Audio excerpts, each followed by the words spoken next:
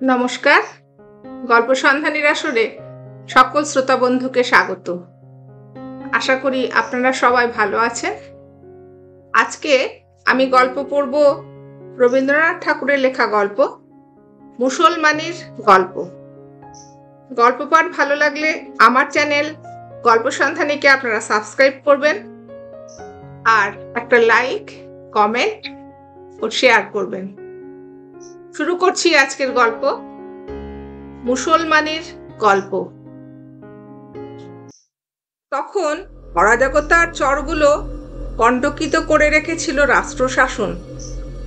অপ্রত্যাশিত অত্যাচারের অভিঘাতে দোলায়িত হতো দিনরাত্রি। দুঃস্বপ্নের জাল জড়িয়েছিল জীবনযাত্রার সমস্ত ক্রিয়াকর্মে। গৃহস্থ কেবলই দেবতার মুখ তাকিয়ে থাকত। অপদেবতার কাল্পনিক আশঙ্কায় মানুষের মন থাকত আতঙ্কিত। মানুষ হোক আর দেবতাই হোক, কাউকে বিশ্বাস করা কঠিন ছিল।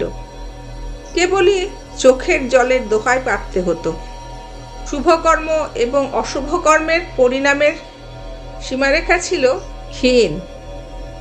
চলতে চলতে পদে পদে মানুষ হোঁচট খেয়ে খেয়ে পড়ত দুর্গতির মধ্যে।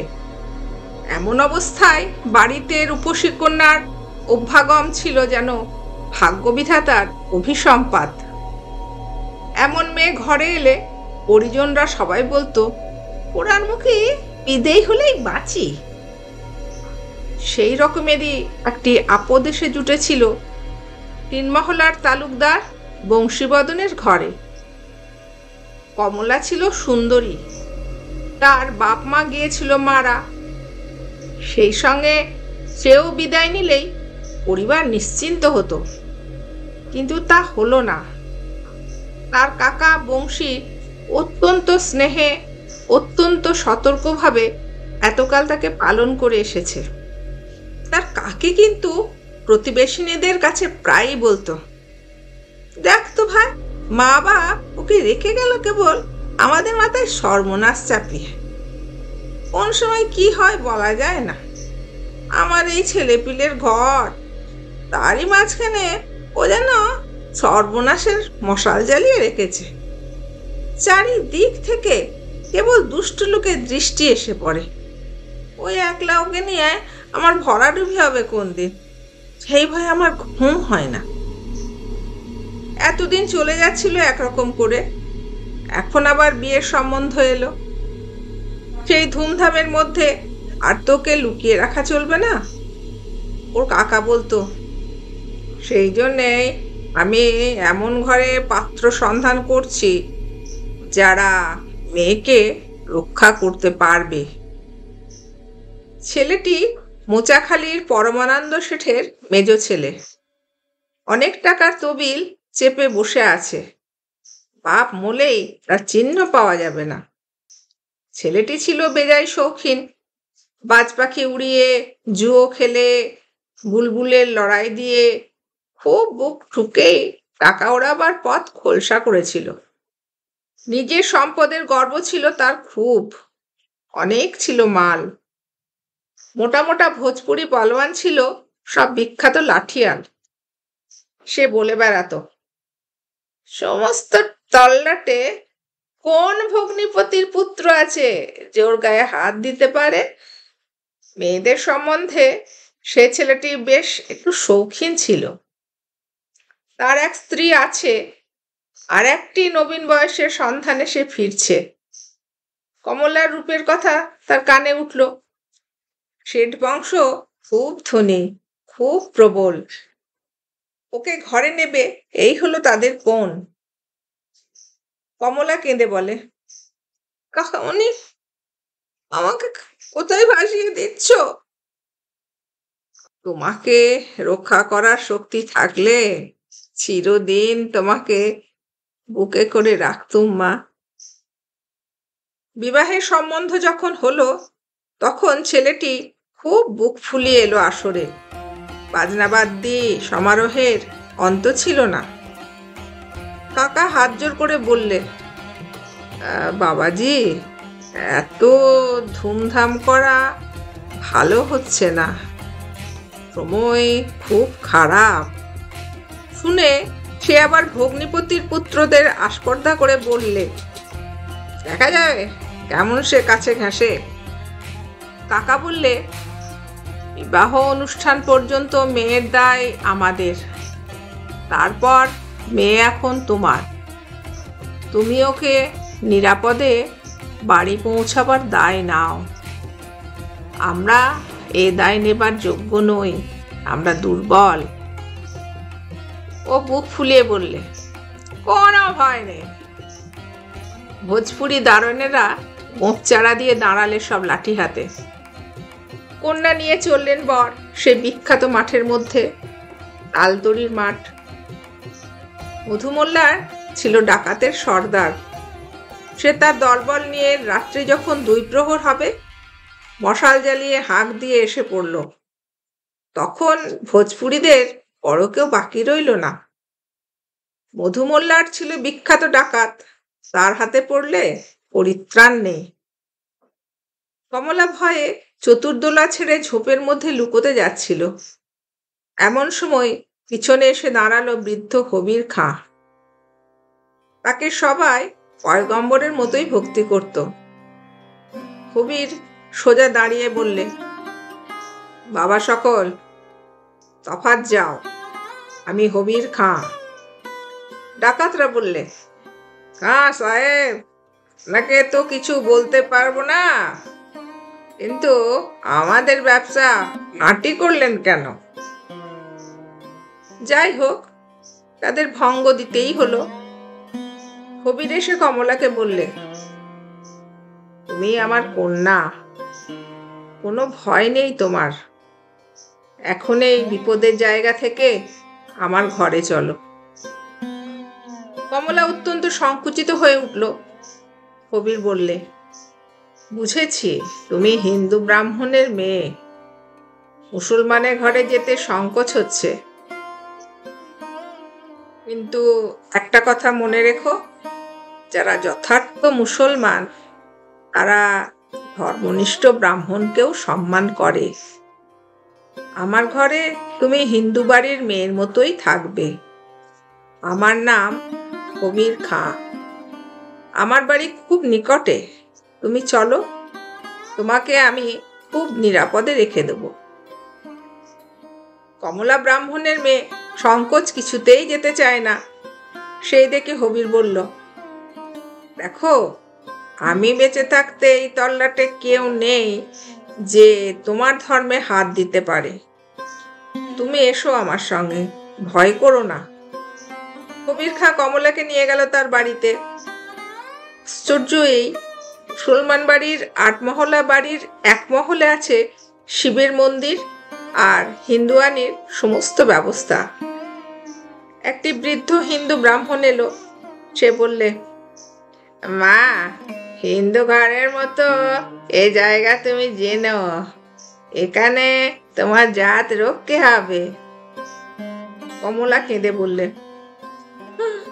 দয়া করে কাকাকে খবর দাও, তিনি নিয়ে যাবেন।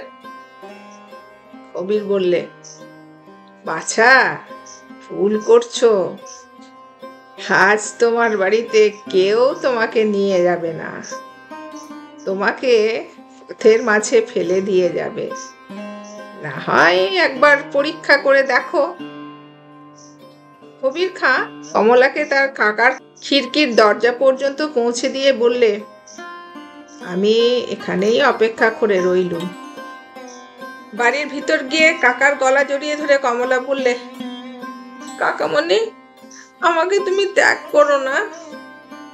কাকার 2 চোখ দিয়ে জল পড়তে লাগলো।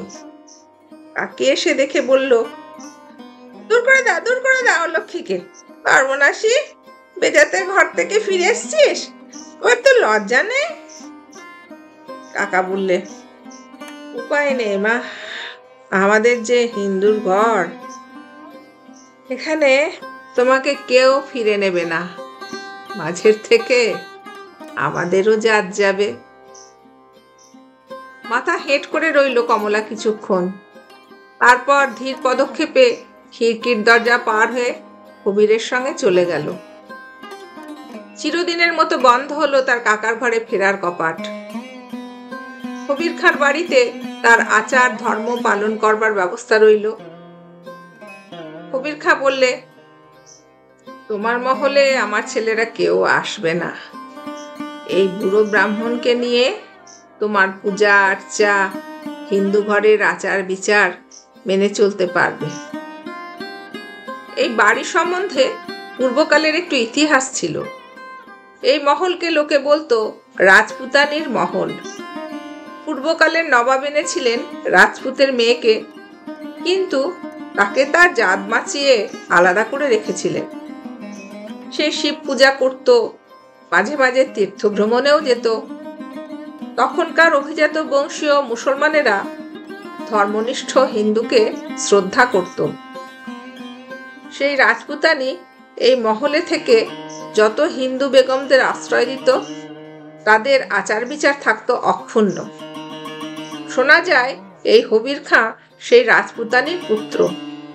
যদিও সে মায়ের ধর্ম নেয়নি, কিন্তু সে মাকে পুজো করত অন্তরে। সে মা তো আর এখন নেই, কিন্তু তার স্মৃতি রক্ষাকল্পে এইরকম সমাজ বিতাড়িত অত্যাচারিত হিন্দু মেয়েদের বিশেষভাবে আশ্রয় দান করার ব্রত তিনি নিয়েছিলেন। কমলা তাদের কাছে যা পেল তা সে নিজের বাড়িতে কোনো দিনই পেত না। সেখানে কাকি তাকে উৎসাহ করত, কেবলই শুনত সে অলক্ষী, সে সর্বনাশী, সঙ্গে এনেছে সে দুর্ভাগ্য, সে বলেই বংশ উদ্ধার পায়।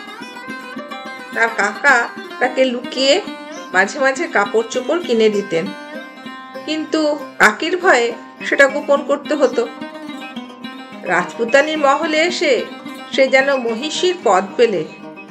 এখানে তার আদরের অন্ত ছিল না। চারিদিকে তার দাস দাসী সবই হিন্দু ঘরের ছিল। অবশেষে যৌবনের আবেগ এসে পৌঁছলো তার দেহে। বাড়ির একটি ছেলে লুকিয়ে লুকিয়ে আনাগোনা শুরু করলো কমলার মহলে। তার সঙ্গে সে মনে মনে বাধা পড়ে গেল। তখন সে হবির খাঁকে একদিন বললে, বাবা, আমার ধর্ম নেই। আমি যাকে ভালোবাসি সেই ভাগ্যবানই আমার ধর্ম। যে ধর্ম চিরদিন আমাকে জীবনের সব ভালোবাসা থেকে বঞ্চিত করেছে, অবজ্ঞার আস্তাকুড়ের পাশে আমাকে ফেলে রেখে দিয়েছে, সে ধর্মের মধ্যে আমি তো দেবতার প্রসন্নতা কোনোদিন দেখতে পেলুম না। সেখানকার দেবতা আমাকে প্রতিদিন অপমানিত করেছে, সে কথা আজও আমি ভুলতে পারি না। আমি প্রথম ভালোবাসা পেলুম বাপজান তোমার ঘরে। জানতে পারলুম হতভাগিনী মেয়েরও জীবনের মূল্য আছে। যে দেবতা আমাকে আশ্রয় দিয়েছেন সেই ভালোবাসার সম্মানের মধ্যে কেই আমি পুজো করি। তিনিই আমার দেবতা। তিনি হিন্দুও নন, মুসলমানও নন। তোমার মেজ ছেলে করিম, তাকে আমি মনের মধ্যে গ্রহণ করেছি। আমার ধর্মকর্ম ওরই সঙ্গে বাধা পড়েছে। তুমি মুসলমান করে নাও আমাকে, তাতে আমার আপত্তি হবে না। আমার না হয় দুই ধর্মই থাকলো। এমনি করে চললো ওদের জীবনযাত্রা। ওদের পূর্বতন পরিজনদের সঙ্গে আর দেখা সাক্ষাতের কোনো সম্ভাবনা রইল না। এদিকে হবির খাঁ কমলা যে ওদের পরিবারের কেউ নয় সে কথা ভুলিয়ে দেবার চেষ্টা করলে।